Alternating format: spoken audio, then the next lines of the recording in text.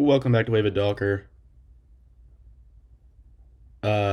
First watch Friday, episode 2. Totally blanked right there. Had fun with last week's, just talking movies I watched in the last week.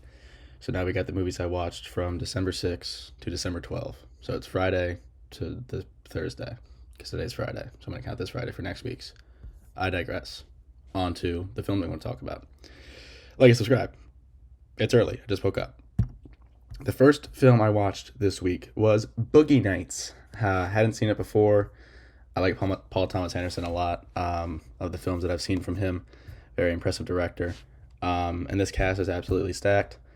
Like I said, I hadn't seen Boogie Nights, and it was a lot of fun. I still think I prefer The Master over this, of like the PTA films I've watched. But like I said, I like his direction. I like what he does with the camera, and this film was insane. He was like 26 years old when he filmed it. But it was a lot of fun. Like I said, really good cast. Philip Seymour Hoffman, Mark Wahlberg, John C. Reilly, Burt Reynolds. In my review, I said Alfred Molina stole the show, because later in the film, he shows up as like the drug dealer guy, and I thought he was really funny, very charismatic. It took me a while to realize that it was him, because he's such like a, I feel like he's such a chameleon. I don't know if that's, I mean, a lot of actors are that, but I mean, like, you look at him in Raiders of the Lost Ark, and like everybody forgets that's him in that. You look at him in this movie, you look at him in, like the Spider-Man films. I feel like it's just they're three, and obviously he's an actor, blah blah blah. But like, but yeah, I mean, I thought this movie was a lot of fun. Really great soundtrack. I mean, it came out in 1997, but the way it's filmed, it feels like a 70s film. I think that's very neat. But yeah, I liked it a lot, and it was funny. Like, usually, I'm not really like a general fan of Mark Wahlberg as a person, but of the films I've seen of him, I thought this was one of his best. Like I said, him and other guys, like, he was funny, but I think him in this, like, as like a very like clueless, 18-year-old in the 70s, like, where he's a porn star, but he's very polite, and like he kind of sticks out like a sore thumb in terms of the rest of that cast of characters. I thought that was really neat. But yeah, I mean, I thought this one was just a lot of fun. Yeah, I mean, Heather Graham was really pretty in it too. Like, that's her right there. I thought her as Roller Girl was really pretty. I like her. But yeah, I mean, just a fun film. I really enjoyed it. Next up, After Hours by Mr. Scorsese. This film was awesome. I really liked Good Time with Pattinson, and this was like the original Good Time, it seems like. I saw an edit. I'm going to try to pull that up, actually. I saw an edit of this to... I saw an edit of this film to One of These Nights by the Eagles, and I thought that it was just like the coolest thing I'd ever seen. Let me see if I can find it. But I saw this in like July, and I was like, damn, like, this is super cool. So let's see. Here we go.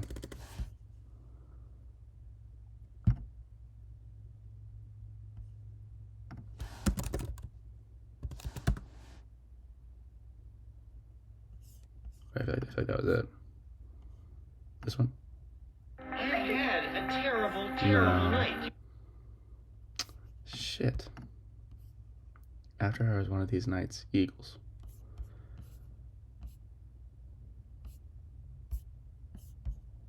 After Hours movie, One of These Nights, edit, Eagles. Oh, it's this one. Yeah. Well, a girl I met tonight in a coffee shop told me that she was staying with you. She didn't tell me her name. Hello? Hi, this is Paul Hackett. I just got in and I opened up my book and saw your number. Griffin Dunn in this is also fantastic. What? Maybe you should come on over. Marcy here? She had to go out to the all-night drugstore. Wait, is the music even on? That's not.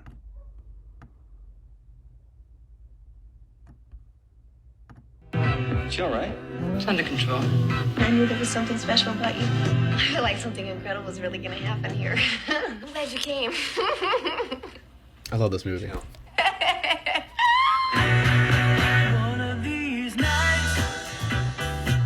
It just has this like nightmarish vibe to it the whole time. I thought this film was just so fun. And like nothing like, you know, grotesque or like, you know, it's just the vibes. And, like the music really works. Like when he's running away from like the group that's looking for the burglars. Like I thought that was like the vibes of that was very neat. You know, it's just one of those films where you're just like, I'm glad I'm not this guy. And I thought that was really fun. But yeah, Griffin Dunne in this is just so charismatic. You see, I think he's very charming. Yeah, I mean, I thought this one was just a lot of fun. And I think it's a very rewatchable film because I feel like there's a lot of things you won't pick up on. And I like how all the threads line up. Like when because you know her roommate is, you know, making that plaster sculpture like the guy like, and then when he hides in like the bar in like that club basement, the lady makes him look like that, like he's doing the same pose. And then the two friends of the sculptor who bought the sculpture rob that bar and then take him, and then he ends up back at the office. Like I thought that was just very smart. Yeah, I mean, I said absolutely genius. I think it's just a very smart movie. It sounds kind of pretentious, but I don't know. I thought this movie was just a lot of fun. And yeah, I mean, it kept me on the edge of my seat, and I was kind of like smiling the whole time because I thought it was just so clever and just so fun. Yeah. Next up, The Doors. This is it. I said, is this Kilmer's best? It's not. I mean, him as Doc Holliday in Tombstone is still his best, but still, I thought he played a very good Jim Morrison. I don't know anything about the Doors. I listen to the Doors. I like their music, but I'm not like this Doors historian or anything like that. So I'm not super in tune with them. So this movie, like, I think that's the best way to go into this film, because after reading the reviews, people are just like, oh, this is such like a, you know, trying to be smart movie about Jim Morrison. Like, he wasn't like this at all. But like, I didn't know that. Like, I don't know anything about the Doors, you know, chemistry or their relationship or like how they acted or any, like I wasn't alive when they were at their peak. So watching this was just kind of like it gave me like an impression of them, which I think it gave me an impression of them that didn't exist prior to that. Like I like their music. Like I know that Jim Morrison died at 27 Club, but like I didn't know anything else about that. But yeah, I mean, I thought it was really neat. Like I thought it was very psychedelic, very bizarre. Like I thought some of like in the desert, a lot of the shots were really neat. Let me see if I can find this sequence. There's no way I can, but the Doors movie desert scene. Maybe I can. Because there's a sequence in this. Don't have an ad, please. This is the second most toxic. There's a sequence in this that I thought was it was cut so well, and there's a lot of really neat camera work that they do throughout this entire movie. But yeah, I mean, like I said, like I don't know anything about the Doors, so watching this movie didn't, you know, betray any impression I had of them prior to watching it, which I thought was just ideal, like I said. But yeah, so he's like tripping on peyote in this scene, but then he like follows this Native American into this like cavern. Oh, it's right after this. Shit. I love the use of the end in this. Let me see if I can find it. Maybe it's this. Yes, it is. Okay. So yeah, okay. We're gonna start right here. Don't go away! Come back! Yeah, I mean, like the use of the end. I mean, obviously, like they use all Doors songs, but I think like the end just fits so well with this scene. Just because of it's like very Jimmy, where are you going? dreamscapey piano. I love it. I thought this movie was just so visually very great. And then like I said a million times, I don't know anything about the Doors, so watching this didn't betray what I thought I knew about them. I think that's ideal. And this is Val Kilmer. Like this sounds like Jim Morrison. Like I thought he did such a great job. Like when I'm picturing Jim Morrison right now, I'm seeing Kilmer just because of how much he looks like him. Yeah, this scene is so cool.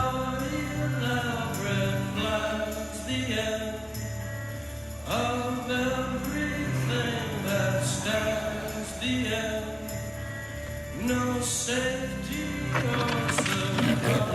just like a mountain lion. I don't know.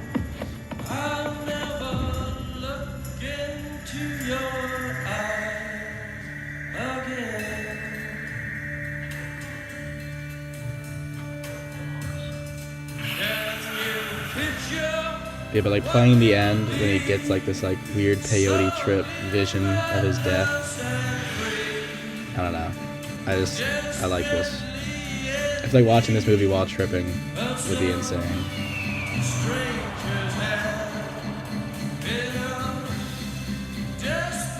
Yeah, this film is just, and the integration of their music throughout was just really, it was great, and it added a lot. I haven't really seen a lot of musician biopics. I've seen this one. I'm gonna watch it Complete Unknown. Like I haven't, like this is.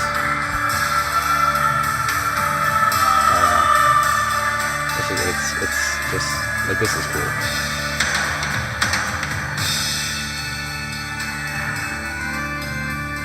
Like that's really cool. And Kyle MacLachlan was also really great. I like him in anything. So Meg Ryan too. Good movie. I had fun with it. I know a lot of the people in the comments are like, oh, blah blah blah, whatever.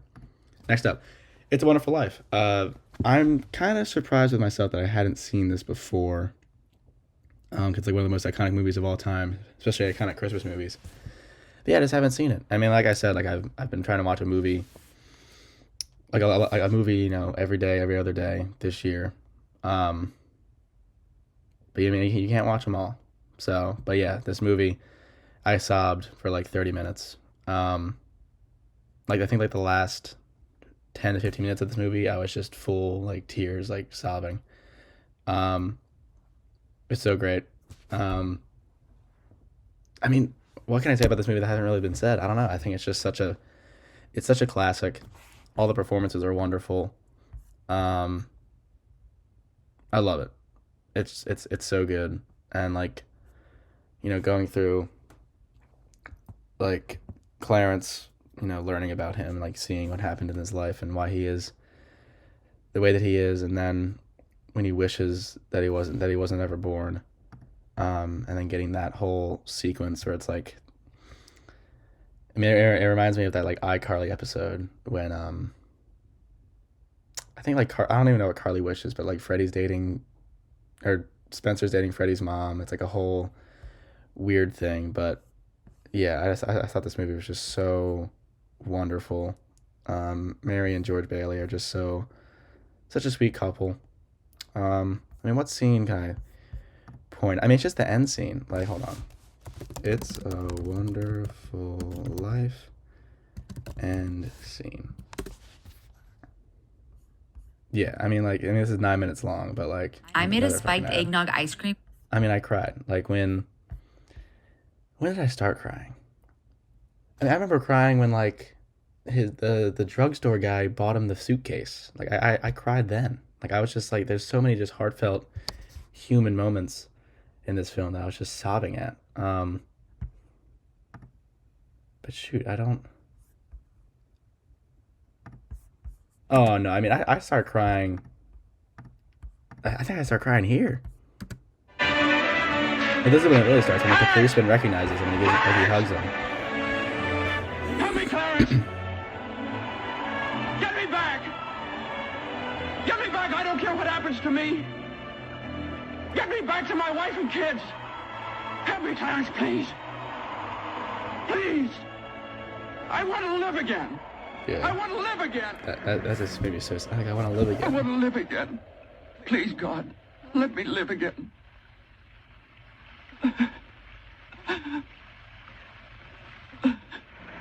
I thought the snow was just very funny. Like, it's very clearly not snow, but I think it's just so thick and it's so funny. I don't know.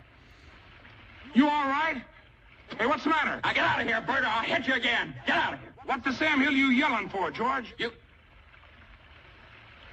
George. Bert, do you know me? Know you? You kidding? I've been looking all over town trying to find you. I saw your car piled into that tree down there, and I thought maybe you... Hey, your mouth's bleeding. Are you sure you're all right?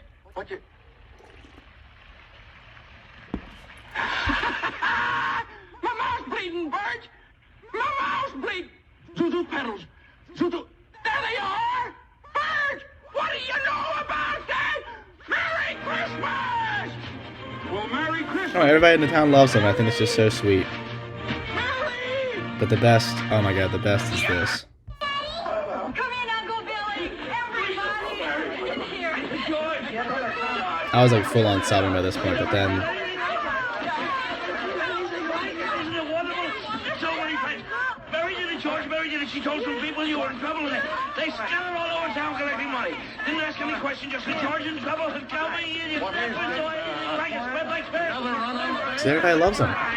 Everybody loves him. I think that's just that. Oh, when Annie showed up.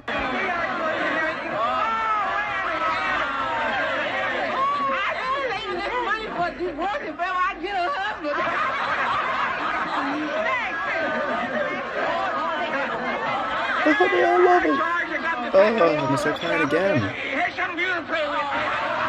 And like Henry shows up. Yeah.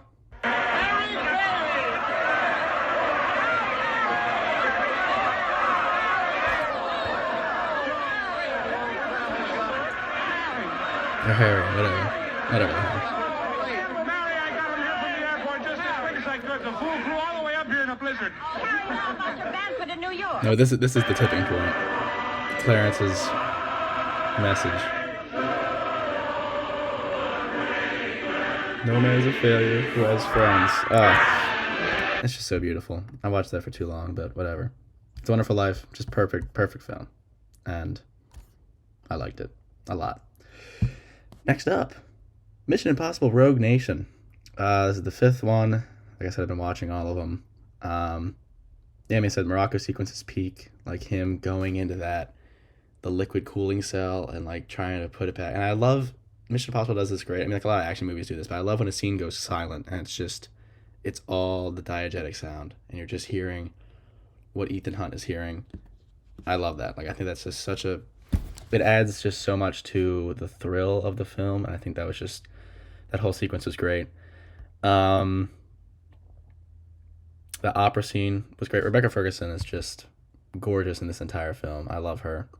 I mean, yeah, like not much else to really say about this besides that. Like, I mean, it's just another great Mission Impossible film. Like the bike chase scene, like the entire Morocco, like Benji going in, you know, doing all the codes, and like Ethan Hunt and what the hell's her name? Oh, Ilsa. You know, adding like getting all the security clearance things in there so we can get through. All the tech in this movie was cool, as always. It was just a lot of fun. Luther, my favorite character in all these films, was great. Alec Baldwin had a lot of great line deliveries in this as well. And it's funny seeing him in a role like this, because I feel like I always just see him as in a lot of comic roles, but I thought he was really good in this. He had like a lot of really good lines. Like he said, like, Ethan Hunt is the physical manifestation of destiny. I was like, damn, like that's fucking crazy. And finally, what I watched last night for the first time, Call Me By Your Name. I've seen from Luca Guadagnino, I've watched Challengers and I've watched Bones and All. This is probably my second favorite out of those. I probably like Challengers are probably my favorite. I need to rewatch that. That film is ridiculous, but Luca is just such a genius when it comes to camera work. Like, there's a lot of just insane one shots in this that are just something to behold. Let me see. Call Me By Your Name, World War I scene. I mean, this one. Here we go.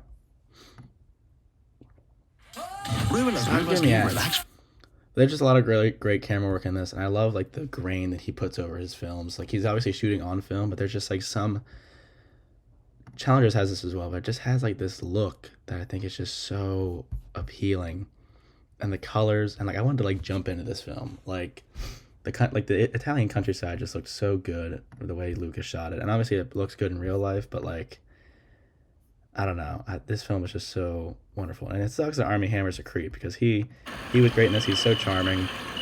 Obviously Timothée Chalamet is like one of my favorite actors. He was wonderful in this. For a second, wait. Yeah, I mean, I think this whole scene is a one shot. I'm gonna like speed it up.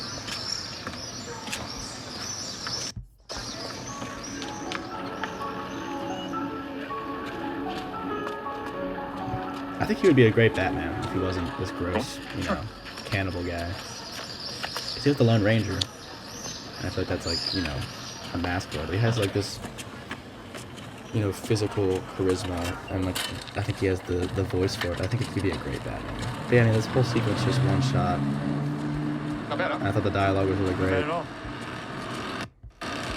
Yeah, I mean, Timothy in No, you this didn't is just smoke. ridiculous. I don't.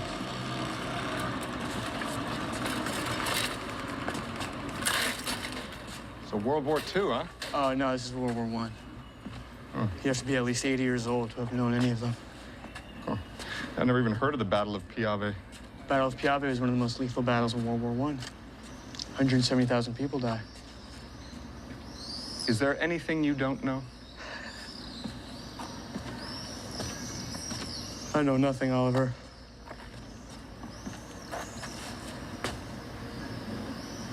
Well, you seem to know more than anybody else around here. Well, if you only knew how little I know about the things that matter. The things that matter. What things Or that whatever. matter? And this is the whole like, I thought you should know. You know wanted to do things. that.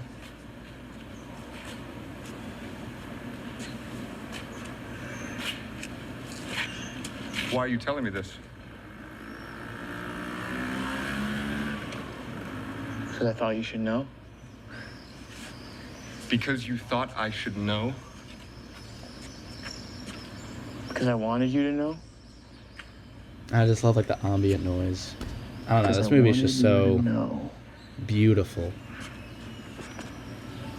If you ignore, Because I wanted you to I mean, know. obviously, it's obviously supposed to be this honest depiction of grooming, I guess, but like, I don't know. That's why I gave it like 4.5 stars, just because I was like, it's so beautiful, and like it's a very great, you know, coming of age story. But I was also like, this guy's like 22 and he's 17. But yeah, I mean, this movie, like, I don't know, the camera work in this is just so great. It's a good movie, and like I said, Tim is the best actor in the world, man. Like he's so dynamic, and he's such a great actor. I'm very excited for A Complete Unknown. But yeah, that was First Watch Friday. Those are all the films I watched this past week. Good week for me. Good week for films. What did I just do? Oh well. But yeah, that's all I got for this video. Like and subscribe. Leave a comment. Tell me what movies you watched in the last week. I'll see you guys in the next one. Peace out.